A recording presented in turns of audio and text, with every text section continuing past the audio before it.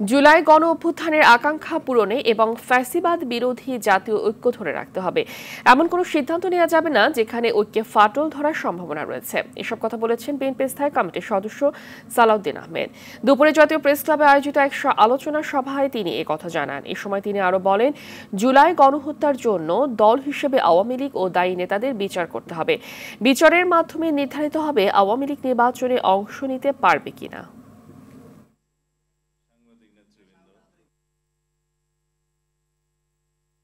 নতুন বাংলাদেশ বিনির্মাণের, শক্তিশালী গণতান্ত্রিক রাষ্ট্র বিনির্মাণের, বৈষম্যহীন সাম্যের বাংলাদেশ বিনির্মাণের এই আকাঙ্ক্ষাকে যদি আমরা ধরে রাখতে পারি, ইনশাআল্লাহ এই দেশ, এই জাতি এগিয়ে যাবে।